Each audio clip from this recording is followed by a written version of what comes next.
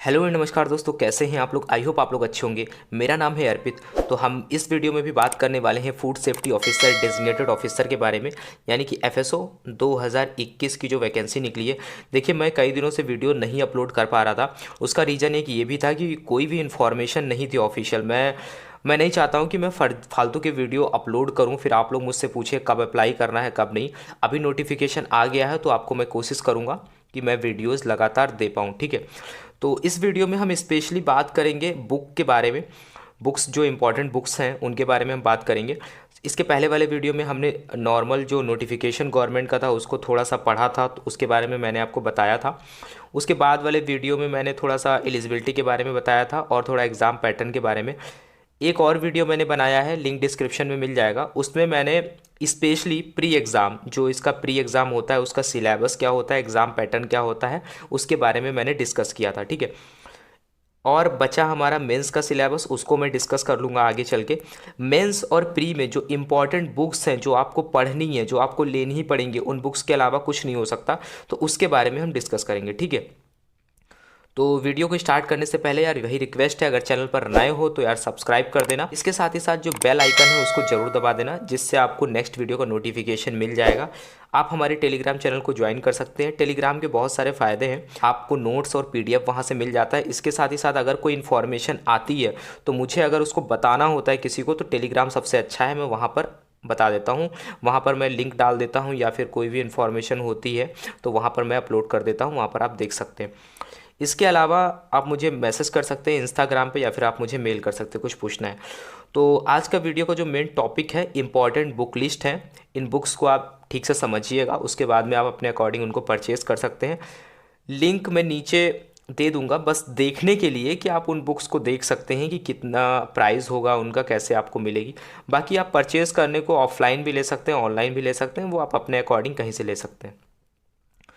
तो थोड़ा सा एक ब्रीफ ओवरव्यू लेते हैं। जैसा कि मैंने बताया था, प्री एग्ज़ाम होगा, फिर मेंस एग्ज़ाम होगा, फिर इंटरव्यू होगा। प्री का जो सिलेबस था मैं डिस्कस कर चुका हूँ। मेंस का सिलेबस मैं एक वीडियो में डिस्कस करूँगा, लेकिन प्री और मेंस के लिए जो इम्पोर्टेंट बुक्स हैं उसके बारे में हम आज देखेंगे। तो प्री का जो एग्ज़ाम पैटर्न था वो था कि मतलब 2 पेपर होने थे उसमें, पेपर 1 पेपर 2। GS1 GS2 भी बोलते हैं, या फिर पेपर 2 को कभी CSAT या फिर कभी GS2 बोलते हैं, ठीक है। नंबर ऑफ क्वेश्चंस जो जीएस पेपर 1 में 150 आते हैं, जीएस पेपर 2 में जो है यानी कि सीसैट में कितने क्वेश्चन आते हैं, 100 क्वेश्चन आते हैं। दोनों ही 200 मार्क्स के होते हैं। जीएस पेपर 1 में आपको अच्छा स्कोर करना होता है, क्योंकि आपको कट ऑफ को क्लियर करना होता है, तब आप जाकर के मेंस लिखते हैं। जीएस पेपर 2 बस आपको क्वालिफाई करना होता है, यानी कि 33% आपको लाने होते हैं। अगर आप इतने ले आते हैं तो आप क्वालिफाई कर जाएंगे। मेन जो होता है वो रिटन एग्ज़ाम होता है। तो रिटन एग्ज़ाम की अगर हम बात करें तो जो इसमें आपको टोटली कितने पेपर देखने को मिल रहे हैं, यहाँ पर आपको नंबर ऑफ़ पेपर हैं वो 8 हैं, यानी कि 8 पेपर आपको देने हैं। जब आप 8 पेपर को देंगे तब उसके बाद में आप इंटरव्यू के लिए जाएंगे, ठीक है। तो इसको थोड़ा सा समझते हैं, उसके बाद में इसी के बेसिस पे मैं आपको पिछले वाले सिलेबस में पिछले वाले वीडियोज़ में मैंने प्री का जो सिलेबस बताया था वो लगभग यहाँ पर सेम है। बस यहाँ पर आपको थोड़ा सा रिटन एग्ज़ाम देना होता है, तो अच्छे से पढ़ना होता है, आंसर राइटिंग करनी होती है, बस ये फ़र्क होता है। बाकी प्री और मेंस में बुक्स तो लगभग वही होती हैं, लेकिन पढ़ने का तरीका और आंसर करने का तरीका, क्वेश्चन पूछने का तरीका, ये चीज़ें बदल जाती हैं। बाकी अगर सिलेबस कंटेंट की बात करें तो वो सेम होता है लगभग, ठीक है। तो यहाँ पे अगर हम बात करें तो जो आपका सबसे पहला पेपर होता है वो होता है जनरल हिंदी का, और दूसरा जो होता है एसे का होता है। जनरल हिंदी की अगर बात करें, जो क्लास 10th लेवल की आपकी हिंदी होती है, वो सिलेबस भी हम आगे देखेंगे जब मेंस की बात करेंगे, वही हिंदी यहाँ पर पूछी जाती है, ठीक है। तो कुछ ऐसा डरने की ज़रूरत नहीं है। एसे में कुछ टॉपिक्स होते हैं, 10-12 टॉपिक हैं जो इम्पोर्टेंट टॉपिक होते हैं, उन्हीं से रिलेटेड कुछ एसे आपको दिया जाता है लिखने को। वो एसे आपको लिखना होता है, वो 150 मार्क्स का होता है। अगर आप हिंदी से दे रहे हो चाहे आप इंग्लिश से दे रहे हो, ये दो जो पेपर होते हैं ना, ये कंपलसरी होते हैं, ये आपको देने ही देने हैं, ठीक है। मतलब हिंदी वाला पेपर भी देना है, इंग्लिश वाला पेपर एसे भी देना है, चाहे आप हिंदी मीडियम से दे रहे हो चाहे आप इंग्लिश मीडियम से दे रहे हो, ये दोनों ही कंपलसरी पेपर होते हैं, ठीक। उसके बाद में बात आती है GS1 GS2 GS3 GS4। अब थोड़ा सा आप यहाँ पर ये समझ लीजिए कि जनरल स्टडीज़ 1 में क्या होता है और जनरल स्टडीज़ 2 में, 3 में, 4 में क्या होता है। तो जनरल स्टडीज़ 1 जो होता है वो 200 मार्क्स का होता है। सारे ही जीएस के पेपर 200 मार्क्स के होते हैं। इसमें आपसे हिस्ट्री पूछी जाती है, वर्ल्ड हिस्ट्री पूछी जाती है और ज्योग्राफी पूछी जाती है, ठीक है, जब आप यूपी पीसीएस का एग्ज़ाम देंगे। तो ये मेजर चीज़ें हैं, ये आप याद रखिए। इनके अंदर जो सिलेबस है वो हम मेंस के जब सिलेबस डिस्कस करेंगे तब बात करेंगे। जीएस पेपर 2 में जो मेजर सब्जेक्ट होता है वो होता है इंडियन पॉलिटी, यानी कि भारत की राज्य व्यवस्था या फिर भारत का संविधान या फिर इंडियन कॉन्स्टिट्यूशन के बारे में आपको पढ़ना होता है। उसके लिए बेस्ट बुक है जो एम लक्ष्मीकांत, उसके बारे में देखेंगे हम आगे। जीएस पेपर 3 जब आप लिख रहे होंगे तब वहाँ पे इंडियन इकोनॉमी की बात आती है और यूपी की इकोनॉमी आपको पढ़नी पड़ेगी, क्योंकि आप वहाँ से ज़्यादातर क्वेश्चंस पूछे जा सकते हैं। जब आप यूपी पीएससी का पेपर दे रहे हैं तो आपको आना ही चाहिए सारी चीज़ें। फिर जो सेंसस होता है वो आपको अच्छे से पता होना चाहिए, ठीक है। तो सेंसस जो है वो जैसे 10 ईयर में जो रिपोर्ट आती है उसके अकॉर्डिंग क्या चीज़ें हैं, किसकी क्या रैंकिंग है, कितना चीज़ें बढ़ रही हैं, कितना चीज़ें घट रही हैं, मतलब सेंसस का मतलब एक तरीके से वो डेटा होता है, वो डेटा आपको पता होना चाहिए, ठीक है। तो जनसंख्या से रिलेटेड जो भी डेटाज रहते हैं वो सब आपको कुछ दिन पहले आपको देख लेना चाहिए। पहले से इन सब चीज़ों को नहीं पढ़ना चाहिए, एग्ज़ाम के कुछ दिन पहले ये सब एक बार देख लेना चाहिए कि आइडिया ले लेना चाहिए कि डेटा घट रहा है या बढ़ रहा है, पहले कितना था अभी कितना है, ये घटा है या बढ़ा है, अगर बढ़ा है तो कितने गुना बढ़ा है, ये सारी चीज़ें ऐसे क्वेश्चंस पूछे जाते हैं। जीएस पेपर 4 जो होता है ना उसमें इथिक्स और ह्यूमन इंटेलिजेंस के बारे में पूछा जाता है, ठीक है। तो इसमें देखेंगे क्या क्या टॉपिक्स पूछे जाते हैं। उसके बाद में बात आती है ऑप्शनल की। तो ऑप्शनल के आपके 2 पेपर होंगे, ऑप्शनल 1 और ऑप्शनल 2। ये दोनों ही 200 मार्क्स के होंगे, यानी कि आपको एक सब्जेक्ट चूज़ करना होगा। देखिए ऑप्शनल में 29 सब्जेक्ट हैं, उन 29 सब्जेक्ट्स में से आपको एक सब्जेक्ट सेलेक्ट करना होगा, उसके आपके पेपर होंगे, ठीक है। उसके आपके 2 पेपर होंगे, एक पेपर 1 होगा, एक पेपर 2 होगा, दोनों ही 200 मार्क्स के होंगे, ठीक है। इसको आपको देना होगा। ये सारे पेपर हो जाने के बाद में उसके बाद में आपका स्कोर देखा जाएगा कि आपका क्या स्कोर है। तो उसके बाद में आपको इंटरव्यू के लिए बुलाया जाएगा। इंटरव्यू जो होता है वो आपका 100 मार्क्स का होगा। उसके बाद में आपकी ओवरऑल रैंक बनेगी, आपकी मेरिट बनेगी, उसके अकॉर्डिंग ही आपको जो सर्विसेज हैं वो अलॉट की जाएंगी, ठीक है। तो इसके अकॉर्डिंग सिलेक्शन होता है जो स्टेट पीसीएस वगैरह में होता है, ठीक है। तो ये चीज़ें आपने समझ ली थोड़ा बहुत, ठीक है। बाकी डिटेल्ड में हम और नेक्स्ट वीडियो में समझेंगे। तो अब हम यहाँ पर अगर हम बात करें तो हम इम्पॉर्टेंट जो है बुक्स के बारे में बात कर लेते हैं। तो एक एक सब्जेक्ट्स के बारे में देखेंगे। जैसे कि यहाँ पे लिखा है state PCS books UP PSC 2021। देखिए कोई भी स्टेट पीसीएस आप दे रहे हो, चाहे आप महाराष्ट्र का दे रहे हो, चाहे आप राजस्थान दे रहे हो, चाहे आप उत्तर प्रदेश, चाहे बिहार, लगभग बुक्स जो हैं वो कॉमन रहती हैं। बस आप जिस स्टेट का दे रहे हो उस टाइम पे उस स्टेट के बारे में थोड़ी सी आपको एडिशनल जानकारी होनी चाहिए, वो एक तरीके से इम्पॉर्टेंट हो जाता है।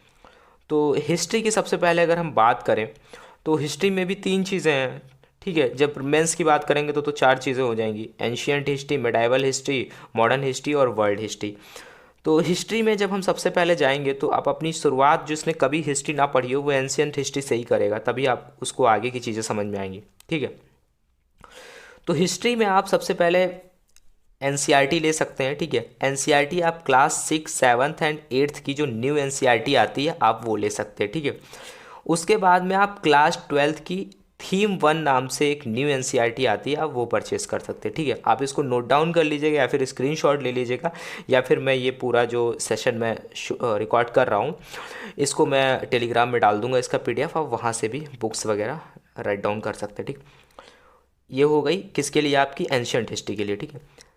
अगर आप एक बुक लेना चाहते हैं, मतलब इन सारी बुक्स को आप ले लेंगे तो आपके बेसिक्स बहुत अच्छे हो जाएंगे, लेकिन फिर भी अगर आपके पास टाइम कम है तो आप चाहते हैं कि एंशियंट हिस्ट्री कवर करना, तो आप आर.एस. शर्मा की ये जो बुक आती है ना, आर.एस. शर्मा की ओल्ड एनसीईआरटी, इसको आप ले सकते हैं, बहुत अच्छे से इसमें समझाया गया है। अगर आप हिंदी मीडियम से हैं तो आप एस के पांडे सर की बुक है हिंदी मीडियम की, आप वो ले सकते हैं, ठीक है। तो ये हिस्ट्री का हो गया। आप हिस्ट्री में आपको क्या करना है, एनसीईआरटी जो मैंने ऊपर बताई आप ले सकते हैं, पढ़ सकते हैं।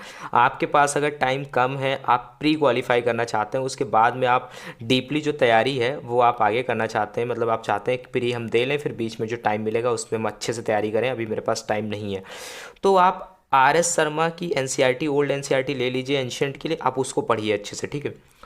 उसके बाद में ये जो घटना चक्र आता है ना, घटना चक्र एक बुक आती है जिसमें मतलब प्रीवियस ईयर के क्वेश्चन पेपर वगैरह दिए रहते हैं, जिसको आप सॉल्व करके जरूर जाइए, क्योंकि यूपीपीएससी में क्या होता है, स्टेट पीसीएस में कुछ क्वेश्चंस जो होते हैं वो रिपीट हो जाते हैं, ठीक है। और आपको एक आइडिया भी लग जाएगा, मतलब देखिए पढ़ना अलग चीज़ होती है उसी टॉपिक को, उसी कंटेंट को, लेकिन आंसर क्वेश्चन कैसे किया जा रहा है उसको आंसर करना अलग बात होती है, ठीक है। तो वो सब आप करना, जब इससे सारे क्वेश्चंस लगा लेंगे तो आप यूपीपीएससी का जो क्वेश्चन पूछने का तरीका है आप उसको भी धीरे धीरे समझने लगेंगे, आप खुद को आइडिया हो जाएगा अच्छा ये लोग क्या पूछ सकते हैं और क्या नहीं पूछ सकते। तो घटना चक्र उसमें आपकी हेल्प करेगा। ये आपको मतलब पेपर देने से जाने से पहले लगा के देना चाहिए, 1 मंथ पहले आपको इसको लगाना चाहिए, 1 मंथ या 2 मंथ पहले लगाना चाहिए, ठीक है। पहले इस पर मत जाइएगा, पहले आप अपने बेसिक्स बनाइएगा, उसके बाद जाइएगा। तो आप समझ गए होंगे, ये हो गया आपका एंशियंट हिस्ट्री, ठीक है। एंशियंट के बाद में आपका आता है मिडिवल हिस्ट्री। मिडिवल हिस्ट्री में आपको क्या करना है, आप चाहे तो ट्वेल्थ की जो एनसीईआरटी है वो थीम 2 ले सकते हैं, यहाँ पे थीम 1, यहाँ पे थीम 2 ले सकते हैं। और आप ना चाहें उसको लेना तो आप सतीश चंद्र की एनसीईआरटी, ओल्ड एनसीईआरटी ले सकते हैं, उसको आप पढ़ सकते हैं, ठीक। आप दोनों ले लेंगे तब भी अच्छा रहेगा। इसमें भी आपको क्या करना है, घटना चक्र लगा के जाना है, ठीक है। घटना चक्र जो आप जो हिस्ट्री के क्वेश्चन है वो मिल जाएंगे, आपको लगा के जाना है, ठीक है, अच्छे से।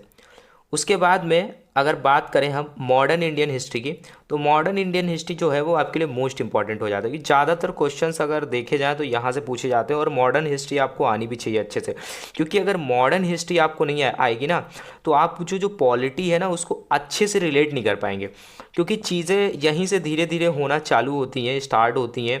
मॉडर्न हिस्ट्री के टाइम पे जो भी चीज़ें होती हैं उसके बाद में उन्हीं का इम्पैक्ट पड़ता है हमारे संविधान पे, फिर हमारा जो संविधान बनता है तब जा कर के पॉलिटी में वही सारी चीज़ें लिखी गई हैं, क्योंकि पॉलिटी मतलब वो हमारा जो कॉन्स्टिट्यूशन है वही है उसमें, ठीक है। उसके बाद में इसके लिए जो बेस्ट बुक है इंग्लिश मीडियम के लिए वो spectrum, Rajiv Ahir English medium की आती है। देखिए इन सब बुक्स को पढ़ने के बाद में ही अगर आपको कुछ लगता है कि मुझे और कुछ पढ़ना चाहिए तभी आप पढ़िए, ये बहुत सेलेक्टेड बुक्स हैं, इनको आप लीजिए। हिंदी मीडियम में एस के पांडे सर की ले सकते हैं, बाकी आप घटना चक्र सब में लगा के जाइए, सब में आप घटना चक्र लगा के जाइए, तभी कुछ होगा, वरना ऐसे कुछ होने वाला नहीं है। पॉलिटी की अगर बात करें तो एम लक्ष्मीकांत की बुक आती है, बहुत अच्छी बुक है, बहुत बहुत अच्छी बुक है, बहुत अच्छे से इसमें समझाया गया है। ये एक ऐसी बुक है ना, मतलब आपको बहुत ज़्यादा कन्फ्यूज़न भी, मतलब थोड़ा सा लैंग्वेज टफ होती है, पॉलिटी अगर आप एकदम से उठाते हैं तो प्रॉब्लम होगी आपको समझने में, लेकिन जब आप एक बार से जो टर्मिनोलॉजी है अगर उसको पकड़ना सीख जाएंगे फिर आपको प्रॉब्लम नहीं होगी, ठीक है। तो M Laxmikanth for polity single book है, उसको लीजिए, बाकी कोई ज़रूरत नहीं है। बाकी आप एनसीईआरटी वगैरह ले सकते हैं अपने बेसिक्स अच्छे करने के लिए, ठीक है। घटना चक्र इसमें भी लगा के जाना है आप। अब बात करते हैं ज्योग्राफी की। हिस्ट्री हो गया, पॉलिटी हो गया, अगर हम ज्योग्राफी की बात करें तो ज्योग्राफी में आप एनसीईआरटी 9th और 10th की एनसीईआरटी आप ले सकते हैं, ठीक है। उसके बाद में जो 11th 12th की एनसीईआरटी होती है वो भी आपको लेनी है। जो 11th एनसीईआरटी है उसमें दो, एक फंडामेंटल ऑफ फिजिकल ज्योग्राफी आती है और एक इंडियन फिजिकल इन्वायरमेंट, ये दोनों आपको ले लेनी चाहिए, ठीक है। ये दोनों बहुत ही इंपॉर्टेंट बुक है। उसके बाद में जीसी लियोंग की एक बुक आती है पतली सी, कभी कभी उससे क्वेश्चंस आ जाते हैं, ठीक है, तो वो आप ले सकते हैं, वहाँ से ले क्या सकते हैं, आपको लेना ही चाहिए अगर आप सीरियसली प्रिपरेशन कर रहे हैं। एटलस को आप पढ़िए, थोड़ा सा देखेंगे जब एटलस को तो आपको मैपिंग करना आएगा, जब आप मैपिंग करने लगते हैं तो फिर आप ज्योग्राफी को एक अच्छे वे में समझने लगते हैं। यानी कहने का मतलब है किसी लोकेशन, किसी कहीं की अगर बात हो रही है तो आपके माइंड में वो इमेज बन जानी चाहिए कि आखिर ये लोकेशन कहाँ पे है और किसकी बात हो रही है, ज्योग्राफी अगर आप पढ़ रहे हैं अच्छे से तो। घटना चक्र इसमें भी आपको लगा के जाना है। अब अगर हम बात करें जनरल साइंस की, तो जनरल साइंस में आप क्लास 8th 9th 10th की एनसीईआरटी ले सकते हैं, लेकिन अगर आपको लगता है कि मेरे पास टाइम कम है, ठीक है, तो आप लूसेंट की जो जनरल साइंस की बुक आती है उसको आप परचेज़ कर सकते हैं, बाकी आप घटना चक्र लगा करके जा सकते हैं, ठीक है। ये आपके लिए इतना हेल्पफुल रहेगा। उसके बाद में जब बात आती है इन्वायरमेंट की, ठीक है, तो अगर हिंदी मीडियम से हैं आप तो आप परीक्षा वाणी की बुक आती है तो वो ले सकते हैं, ठीक है। बाकी इंग्लिश मीडियम में आप शंकर आईएएस की बुक ले सकते हैं, वो मिल जाती है आपको मार्केट में इजीली, या फिर आप ऑनलाइन भी परचेस कर सकते हैं, ठीक है, वो आप ले सकते हैं। बाकी घटना चक्र आपको लगा के जाना है। उसके बाद में जो इथिक्स का पेपर था ना, जो मैंने आपको बताया था मेंस में होता है, प्री मेंस से क्वेश्चन नहीं आते, मेंस में आते हैं, तो ये लेक्सिकॉन जो क्रॉनिकल की आती है एक बुक, इसको आप ले सकते हैं, ठीक है, अच्छी किताब है। इंडियन इकोनॉमी की बात करें और यूपी की इकोनॉमी, देखिए यहाँ पर आपको इकोनॉमिक्स नहीं पढ़नी होती है, मैं बता रहा हूँ, आप जहाँ पे जनरल स्टडीज़ में आपको एक नॉलेज होना चाहिए, आप किसी भी सब्जेक्ट पे रिसर्च करने नहीं जा रहे हैं, ठीक है। तो जनरल चीज़ें तो इंडियन इकोनॉमी आपको पढ़नी है, इकोनॉमिक्स नहीं पढ़नी है, इकोनॉमिक्स बहुत बड़ा एरिया है। तो इंडियन इकोनॉमी पढ़नी है तो इंडियन इकोनॉमी के लिए एक बुक आती है श्री राम आईएएस के, उनके प्रिंटेड नोट्स टाइप की एक बुक बना के वो लोग सेल करते हैं, आप उसको ले सकते हैं। गवर्नमेंट की जो पॉलिसीज़ हैं सेंट्रल लेवल पे या फिर स्टेट लेवल पे आपको बहुत ज़्यादा ध्यान देना चाहिए, क्योंकि जो करंट गवर्नमेंट है उसकी क्या क्या पॉलिसीज़ हैं, क्योंकि वो बहुत इंपॉर्टेंट हो जाता है उस टाइम पे जब आप किसी स्टेट पीसीएस का एग्ज़ाम दे रहे हैं। बजट की बात करें तो बजट बहुत ज़्यादा होता है, उसके बाद में उसकी जो एक सर्वे आता है इकोनॉमिक सर्वे, उसको आप लेकर के पढ़ सकते हो और आपको एक आइडिया लग जाता है कि हाँ बजट में एक मोटा मोटा आइडिया हो जाता है कि मतलब किस सेक्टर के लिए कितना बजट अलॉट किया गया था या फिर कितना बजट था। उसके बाद में 8th नंबर पे आता है दोस्तों करंट अफेयर। अगर आप पूरा पेपर दे करके आएंगे ना, तो जैसे कि उसमें 150 क्वेश्चंस होते हैं, तो 150 क्वेश्चन की अगर बात करें तो आपको 60 to 65 जो क्वेश्चन होंगे, 60 क्वेश्चन के करीब आपको करंट अफेयर से देखने को मिलेंगे। तो इसीलिए कहते हैं ना, अगर आप करंट अफेयर पे फोकस कर रहे हैं, उसके बाद में अगर आप पॉलिटी को पकड़ लेते हैं, करंट अफेयर पॉलिटी, और उसके बाद में ये आपका इन्वायरमेंट वगैरह को पकड़ लेते हैं, फिर आप हिस्ट्री को बाद में पकड़िए, हिस्ट्री पढ़िए, लेकिन जब आप लास्ट टाइम पे रिवीजन करके जा रहे हैं तो मतलब एक कमांड बना के जाइए अपनी करंट अफेयर पे। पॉलिटी आप ज़रूर पढ़ के जाइए, पॉलिटी में बहुत ज़्यादा मतलब ऐसे क्वेश्चंस नहीं आते कि आप कर ना पाएँ, अगर पॉलिटी आप पढ़ के गए हैं तो आप कर ले जाएंगे। करंट अफेयर के लिए आप परीक्षा मंथन एक किताब आती है हिंदी मीडियम के लिए, वो ले सकते हैं। इंग्लिश मीडियम के लिए लक्ष्य नाम से किताब आती है करंट अफेयर की, वो आप ले सकते हैं अगर आप न्यूज़पेपर वगैरह को नहीं फॉलो कर पाए हैं तब के लिए, वरना उसके लिए आप घटना चक्र दृष्टि के नाम से आता है करंट अफेयर के लिए, उसको आप ले सकते हैं, ठीक है। क्वार्टरली ये लोग निकालते हैं, उसको आप ले सकते हैं, पीडीएफ भी आपको मिल जाएगा। बाकी अगर इनिशियली आप शुरू से पढ़ते चल रहे हैं तो आप न्यूज़पेपर को फॉलो करिए, थोड़ा बहुत देखिए, आदत डालिए। देखिए यहाँ पे ये सब चीज़ें आपको बहुत आगे तक ले जाएंगी, मैं वही कह रहा हूँ, सिर्फ एग्ज़ाम को मत सोचिए, आप अपनी लाइफ में बहुत आगे तक जाएंगे अगर इन सारी चीज़ों की आदत डालते हैं और पढ़ने की कोशिश करते हैं। तो न्यूज़पेपर में आप द हिंदू की आदत डालिए पढ़ने की, पहले ही नहीं हो पा रहा है तो आप दैनिक जागरण एडिटोरियल है, दिल्ली संस्करण उसका आता है, उसको आप ले सकते हैं, ठीक है। और इसके साथ ही साथ आप जनसत्ता एडिटोरियल ले सकते हैं अगर आप हिंदी मीडियम है, ठीक है। तो ये दोनों हिंदी मीडियम के लिए आप ले सकते हैं, बाकी इंग्लिश मीडियम अगर आप हैं तो आप द हिंदू को फॉलो करिए, ठीक है, ये आपके लिए बहुत ही बेनिफिशियल रहेगा। तो ये था कुछ बुक्स के बारे में, और इन बुक्स को मतलब एक्चुअल में आप देखने के लिए क्या प्राइस है क्या नहीं है, इसके लिए मैं नीचे लिंक डाल दूंगा, जिनका मिलेगा उनका डाल दूंगा, बाकी आप मार्केट से ले सकते हैं, ठीक है। कुछ बुक्स जैसे यहाँ पे ऑनलाइन हो सकता है ना मिले, तो उसके लिए आपको शॉप पे जा कर के देखना होगा। तो दोस्तों ये था एक आइडिया बुक्स के बारे में, और ये जो मैंने बुक्स बताई हैं बहुत बहुत सेलेक्टेड बुक्स है, बहुत रिसर्च करने के बाद में मैंने इनको यहाँ पर लिखा हुआ है, ठीक है। तो बाकी और जो छोटी छोटी एडिशनल चीज़ें हैं जो बीच बीच में आपको करनी चाहिए या नहीं करनी चाहिए, उससे रिलेटेड जो वीडियोज़ हैं मैं आपको देता रहूँगा, ठीक है। तो आप मुझे कमेंट करके बताइएगा कि ये वीडियो आपके लिए हेल्पफुल है कि नहीं है, कि मतलब थोड़ा सा आपको समझ में आया कि कैसे प्रिपरेशन करनी है कैसे नहीं करनी है। इसके अलावा कुछ ऐसी चीज़ें जो मन में डाउट हो, अगर आप पूछना चाह रहे हो तो मुझे कमेंट करके बता सकते हो, मैं कमेंट्स को देखता हूँ, फिर बहुत ज़्यादा जो अगर किसी टॉपिक से रिलेटेड होगा तो मैं एक नया वीडियो बना करके उसमें डिस्कस कर दूँगा, ठीक है। तब तक के लिए thank you, have a nice day, मिलते हैं नेक्स्ट वीडियो में।